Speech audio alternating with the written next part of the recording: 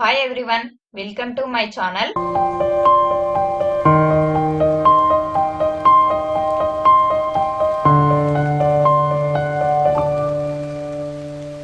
Today topic, types of Jointstock company. There are 5 types of Jointstock company. First one, basis of registration and basis of liability, basis of transfer shares, on the basis of ownership and on the basis of nationality. First one, on the basis of registration, నమోదు ఆధారంగా.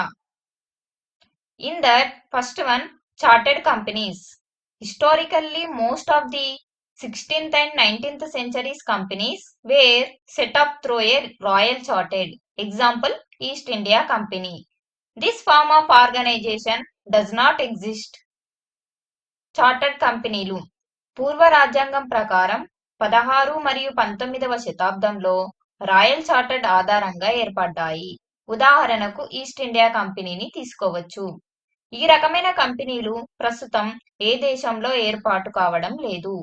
Second one, statutory companies. A statutory company comes into existence by special act of the parliament or legislative of the nation or the state. Example, Industrial Financial Corporation of India. శాసనాత్మక కంపెనీలు ప్రజా శ్రేయస్సు దృష్ట్యా లోక్సభలో లేదా శాసనసభలో లేదా కేంద్ర రాష్ట్ర ప్రభుత్వాలు ప్రత్యేక శాసనాల ద్వారా ఈ కంపెనీలను ఏర్పాటు చేయబడతాయి. ఉదాహరణకు భారతీయ పారిశ్రామిక విత్త corporation. Third one, registered companies. Companies which are registered under the provision of the Companies Act 2013 are known as registered companies. Registered కంపెనీలు భారత కంపెనీల చట్టం 2013 కింద ఏర్పడి చట్టం ప్రకారం నిర్వహించే కంపెనీలను రిజిస్టర్ కంపెనీలు అంటారు. మన దేశంలో ఉన్న కంపెనీలలో ఎక్కువ భాగం ఈ రకమైన కంపెనీలే. Second type, on the basis of liability. రుణ బాధ్యత ఆధారంగా. First one, limited by shares. A company in which the liability of each shareholder is limited up to the face value of share held by him. వాటా పరిమిత కంపెనీలు. ఏ కంపెనీలో అయితే వాటాదారుల రుణ బాధ్యత వారు తీసుకున్న వాటా ముద్రిత విలువకు పరిమితమై ఉంటుందో అట్టి కంపెనీని వాటా పరిమిత కంపెనీ అంటారు. Second one, company limited by guarantee.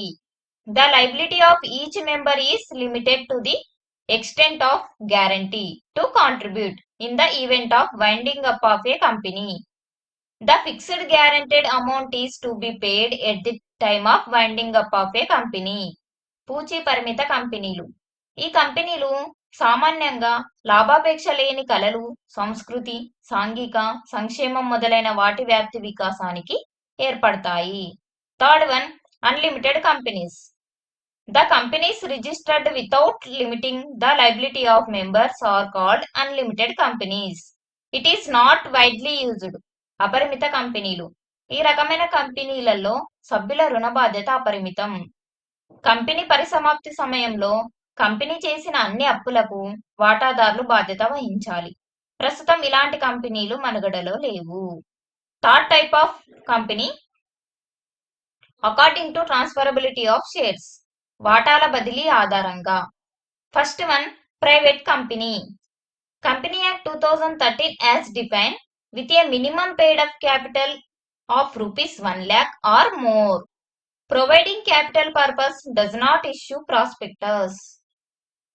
Does not transferable shares and minimum number of members at least 2, maximum 200.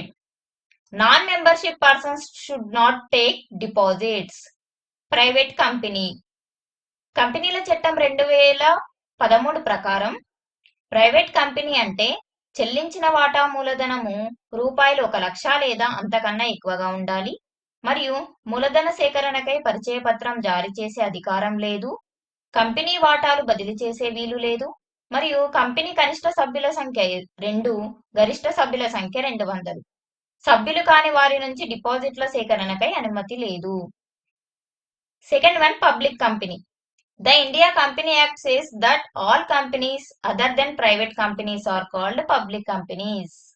According to Section 2, Subsection 71 of Companies Act 2013 defines, it is not a private company and minimum paid up capital 5 lakhs or more prescribed, is a subsidiary of a public company. A minimum number of persons 7 are required. There is no restriction on the maximum number of members. Public company are required to issue a prospectus. The shares are freely transferable through stock exchange. ప్రభుత్వ company, private కంపెనీలు కాని ఇతర కంపెనీలు అన్నీ public కంపెనీలుగానే భావించాలి.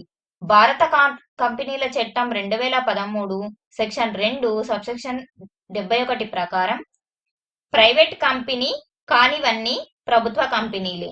చెల్లింపు మూలధనం కనీసం 5 లక్షలు లేదా అంతకన్నా ఎక్కువగా ఉండాలి. పబ్లిక్ కంపెనీ సబ్సిడరీ ఉంటే ప్రైవేట్ కంపెనీ కూడా పబ్లిక్ కంపెనీగా వ్యవహరించవచ్చు. కనీసం 7 మంది సభ్యులు ఉండాలి. గరిష్టమైతే పరిమితి లేదు. మూలధన సేకరణకు పరిచయ పత్రాన్ని జారీ చేయాలి. స్టాక్ ఎక్స్చేంజ్ ద్వారా వాటాలు బదిలీ చేసుకోవచ్చు. 1-person company concept was associated in Companies Bill 2012, which was passed by Lok Sabha. This concept is parallel to the existing concept of sole proprietorship. According to Section 2, Subsection 62 of the Companies Act 2013, one person is its member and legal and financial liability is limited to the company only and not to that person. ఏకవ్యక్తి company. ఏకవ్యక్తి company అనే భావన మొట్టమొదటిగా కంపెనీల ముసాయిదా bill 2012లో parliament ద్వారా ఆమోదం పొంది అమల్లోకి వచ్చింది.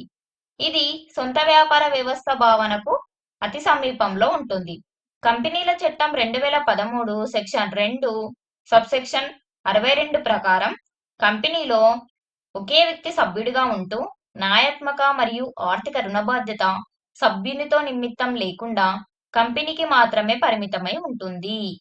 Fourth type of company on the basis of ownership. యజమాన్య ఆధారంగా కంపెనీలు. First one, government or public companies. A company owned by central or state government is called government company. Majority of the shares are owned by the government. Company Act 1956 and Revised Company Act 2013, government company means any company in which not less than 51% of the paid up capital held by central or state. For example, BHEL. ప్రభుత్వ కంపెనీలు. ఏ company అయితే కేంద్ర రాష్ట్ర యజమాని ప్రభుత్వ కంపెనీలు. ఏ company అయితే కేంద్ర రాష్ట్ర యజమాని ఉంటుందో ఆ కంపెనీలను ప్రభుత్వ కంపెనీలుగా భావించవచ్చు. ఇందులో ప్రభుత్వమే ఎక్కువ భాగం వాటాలను కలిగి ఉంటుంది. కంపెనీల చట్టం 1956, పునరుద్ధరించిన కంపెనీల చట్టం 2013 ప్రకారం మూలధనంలో 51% కేంద్రము లేదా రాష్ట్ర ప్రభుత్వ వాటాలు కలిగి ఉండాలి. ఉదాహరణకు భారతీయ హెవీ ఎలక్ట్రికల్స్ లిమిటెడ్ ని ఉదాహరణగా మనం చెప్పుకోవచ్చు. Second company, holding companies. If a company can control the policies of another company through the ownership of its shares, the first company is called holding company, the second company is called subsidiary company. The holding company has say in the formulation of policies of the subsidiary company. Holding కంపెనీలు. ఒక company వేరొక కంపెనీలో వాటాలు పొంది దాని విధానాలు నియంత్రించగలిగితే అలాంటి కంపెనీని హోల్డింగ్ కంపెనీ అంటారు. అంటే మొదటి కంపెనీ హోల్డింగ్ కంపెనీ, రెండవ company subsidiary company. Subsidiary company విధానాల రూపకల్పనలో హోల్డింగ్ కంపెనీ నియంత్రణ శక్తి కలిగి ఉండి ముఖ్య పాత్ర పోషిస్తాయి. Subsidiary companies. Third one, a company the policies of which are controlled by another company is called subsidiary company.